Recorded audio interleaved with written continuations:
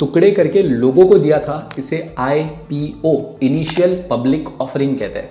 थोड़ा कॉम्प्लिकेटेड हो जाएगा, समझाता हूं। कंपनी को, जैसे मुझे 10 रुपए के लिए 10 रुपए चाहिए थे क्योंकि मुझे एक खिलौना लेना था, एक योयो लेना था, पर कंपनी को 100 करोड़ किसी भी रीजन के लिए चाहिए हो सकते हैं। उनके स्टाफ के लिए, उनके सैलरीज के लिए, उनके ग्रोथ के लिए, एडवर्टीजमेंट के लिए, मैनेजमेंट के लिए, फलाना ढिमकाना खर्चे होते हैं उनको 100 करोड़ रुपए चाहिए। मानो उनको अपना बिजनेस जो है वो एक्सपांड करना है, उनको जाना है साउथ अफ्रीका अपना बिजनेस बढ़ाने, किसी भी चीज का बिजनेस होगा तो वो बढ़ाने के लिए 100 करोड़ रुपए उनको चाहिए।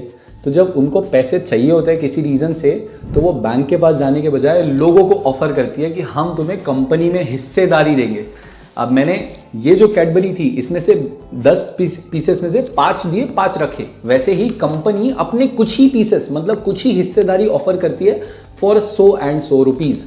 कंपनी जब पहली बार लोगों से पैसे लेती है और शेयर्स देती है, इसे IPO कहते हैं, इनिशियल पब्लिक ऑफरिंग। समझ लो बस, सिंपल।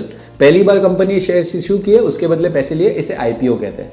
अगर कंपनी इसे दोबारा करती है, ठीक है, पहली बार हो गया और मानो दोबारा किसी रीजन से किया, तो उसे FPO कहते हैं, फ्रेश पब्लिक ऑफरिंग। फिर से वापस किया है, ठीक है, वापस जरूरत पड़ गई किसी और रीजन से, वापस 100 करोड़ पड़ गई। इस बार मानो उनको थाईलैंड में ग्रो करना है उनका बिजनेस, ठीक है, रीजन तो कुछ भी हो सकता है, पहले अफ्रीका में जाना था, अभी थाईलैंड में जाना है, तो और 100 करोड़ रुपए चाहिए। वैसे ही अब यहाँ पर ये हो गया पब्लिक ऑफरिंग। बट जब वहां पर लोगों ने एक दूसरे के बीच में शेयर्स को ट्रेड किया,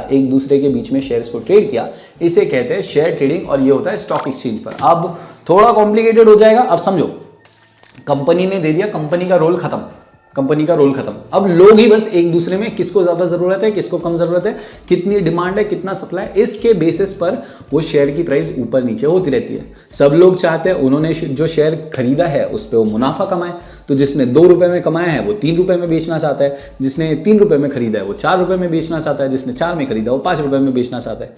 तो ऐसे होती है शेयर ट्रेडिंग। अब इसके लिए तुम्हें समझना पड़ेगा ट्रेडिंग का मतलब क्या होता है।